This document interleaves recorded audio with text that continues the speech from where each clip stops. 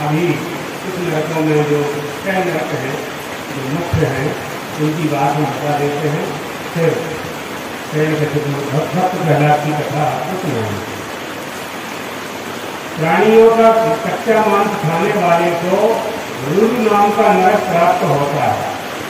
जो पशुओं को मार करके तल करके खाते हैं, उनको कुंभी पाक नरक में जाना पड़ता है। ये बात सवेरे बताना हम भूल गए थे, प्रसंग आया था ना सवेरे। जो निरपराध को दंड देता है वह शुकर मुख नाम के नरक में जाता है। और जो मच्छर खटमल आदि को मारते हैं वो अंधकूप नाम के नरक में जाते हैं। जो झूठी गवाही देता है वो अभीचमान नरक में जाता है। और जो धनी होकर के गरीबों को सताता है वो सूची मुख नाम के नरक में प्रवेश करता है। ऐसे 28 तरह के नरक भागवत जी के 5वें स्कंध में आते हैं। तो इन नरकों का ध्यान यदि हमें रहता है तो हमसे अपराध नहीं होता। हमारे इस शरीर में, शरीर के प्रत्येक अंग में देवताओं की स्थापना करनी चाहिए। हमारे प्रत्येक अंग में देवता बैठे हुए हैं। कर्मकांड में और स्मृतियों में और छोटी वाक्यों में ये प्राप्त होता है कि मूलाधार में हमें गणेश जी का ध्यान करना चाहिए। स्वादिष्ठान में विष्णु भगवान का ध्यान करना चाहिए। अनाहत में ईश्वर का ध्यान करना चाहिए। मणिपुर में शिव जी का ध्यान करना चाहिए। विशुद्धि में, विशुद्धि चक्र में सदाशिव का ध्यान करना चाहिए। और ब्रह्मरंध्र में गुरु का ध्यान करना चाहिए।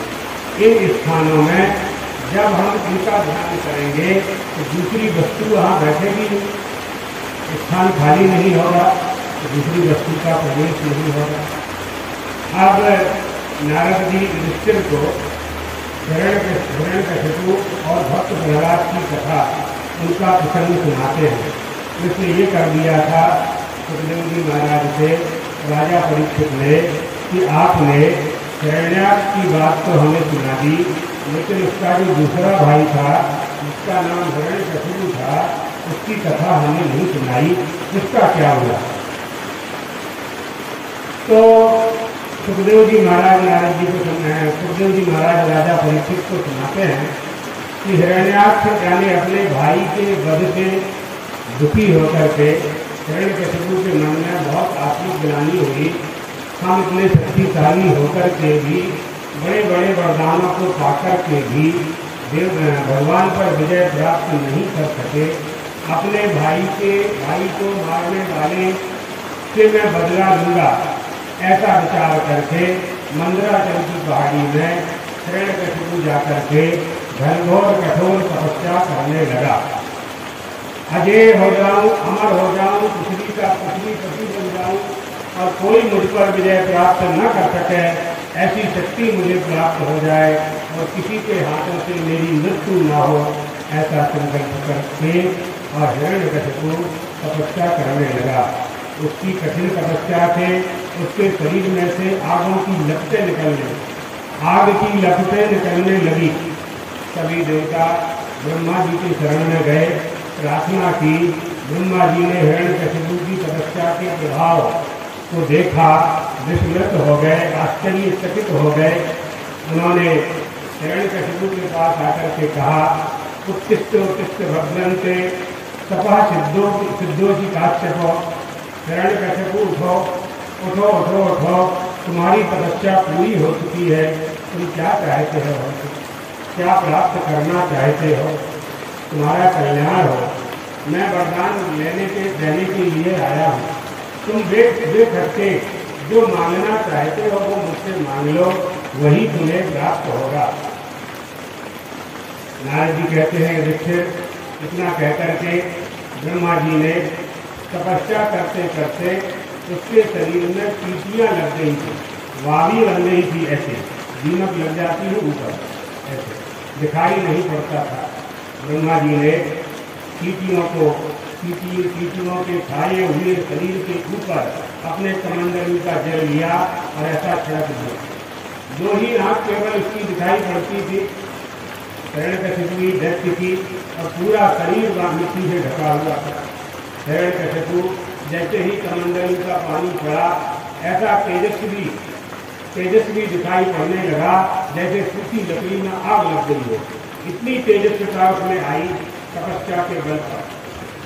ब्रह्मा जी ने कहा, वरदान मांगो, हम तुम्हारी तपस्या से प्रसन्न हैं, वरदान देने के लिए आए हुए हैं। हिरण्यकशिपु ने कहा, प्रभु आप वरदाताओं में श्रेष्ठ हैं, यदि आप मुझे अभीष्ट वर देना चाहते हैं, ऐसा वरदान दीजिए कि मेरी कभी मृत्यु ना हो, किसी के द्वारा मैं मारा ना जाऊं। भगवान ने कहा कि ऐसा वरदान तो मिलना मुश्किल है, और कुछ मान लो। तो उसने फिर कहा, दैत्यराज ने कहा, यदि आप देना ही चाहते हैं, मुझे वरदान देने के लिए आए ही हैं, तो कम से कम इतना तो दे दीजिए कि आपके द्वारा बनाए गए किसी भी प्राणी से मेरा वध ना हो। ना मैं धरती में मरूं, ना मैं आसमान में मरूं, न अस्त्र से मरूं, न शस्त्र से मरूं, न दिन में मरूं, न रात में मरूं, न किसी हथियार से मरूं, किसी भी तरह से न भीतर मरूं न बाहर मरूं। आपके द्वारा बनाए गए प्राणियों के जितने भी शरीर है, किसी से भी मेरी मृत्यु नहीं होनी चाहिए। युद्ध में मेरा कोई सामना न कर सके, समस्त प्राणियों का एक छत्र संगार बन जाऊं, इंद्रादि लोकपालों जैसी मेरी प्रतीक्षा हो। तपस्वी योगियों को जो अक्षय ऐश्वर्य प्राप्त होता है, वह मुझे प्राप्त हो।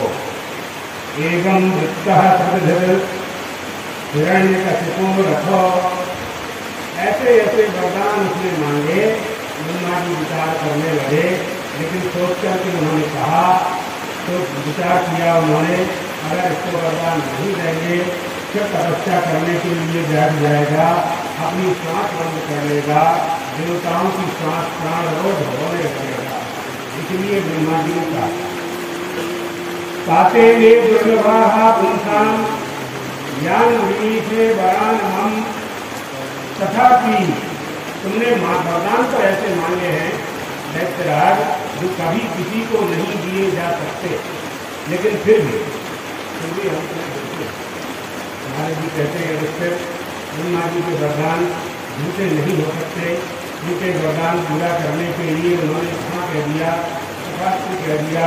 उसी समय दैत्यराज का शरीर स्वर्णमय कांति सोने जैसा चमकने लगा, शेर जैसा दहाड़ने लगा। अपने भाई की मृत्यु का बदला लेने के संकल्प के साथ स्वर्ग लोक पर उसने चढ़ाई कर दी, देवताओं को खदेड़ दिया। पंचलोकपाल 10 दिक्पाल सब पर विजय प्राप्त करी, वैकुंठ पहुंच गया। वैकुंठाधिपति भी वैकुंठ में छिप गए, उसका सामना करने के लिए कोई नहीं है। यज्ञ करने वाले ब्राह्मणों ने यज्ञशालाएं बंद कर दी, गौपालकों ने गायों को छोड़ दिया। सबका भाग स्वयं छीन लेता था, ऐश्वर्य के मद में मतवाला हो गया। मनुष्य को जब अभिमान हो जाता है, अभिमान में धर्म त्याग कर देता है, छोटे बड़े का ध्यान नहीं रहता है, मतवाला हो जाता है, मदोन्मत्त हो जाता है। इसलिए अभिमान से अपनी रक्षा करनी चाहिए। कठोर शासन से लोकपाल घबरा गए, पृथ्वी में रहने वाले प्राणियां भयाक्रांत हो गए। सारे प्राणी, उन्हें कहीं भी किसी भी तरह किसी का आश्रय नहीं मिला। अंत में भगवान की शरण में मिलकर के सब गए और भगवान से प्रार्थना की, हो हम सब त्रस्त हो गए हैं। हिरण्यकशिपु दैत्यराज के बल से सब भयभीत हैं, तो किसी भी समय कहीं भी आकर के हमें वहाँ से हम पर विजय प्राप्त कर लेता है। भगवान ने दर्शन तो नहीं दी, देवताओं की प्रार्थना सुनकर के उन्होंने आकाशवाणी में कहा, माँ वैश्य श्रेष्ठा सर्वेषां भद्रमस्तु वः। देवताओं डरो मत, उनका तुम्हारा सबका कल्याण होगा। मेरे दर्शन से प्राणियों को परम कल्याण की प्राप्ति हो जाती है। मैं इस नीच व्यक्ति की सत्ता को नष्ट कर दूंगा। यदा देवेषु वेदेषु दोषु विप्रेषु साधसु धर्मे मयि च विद्वेषः तवा आसुत नश्यति। कोई भी प्राणी जब देवता से, गाय से, ब्राह्मण से, धर्म से बैर करता है, निश्चित रूप से समझ लीजिए उसके नाश का अवसर आ चुका है। सवा आसुर विनश्यति, शीघ्र उसका विनाश हो जाता है। महाराज हिरण्यकशिपु का विनाश कब होगा?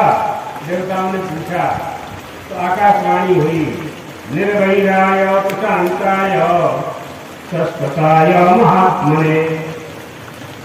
अपने ही पुत्र से जब ये बैर करेगा, बैरहीन प्रहलाद नाम के पुत्र से द्वेष करेगा, उस समय में इसका विनाश करने के लिए अवतार लेकर के इसके पुत्र माने मेरे भक्त की मैं रक्षा करूंगा और इसको दंड दूंगा।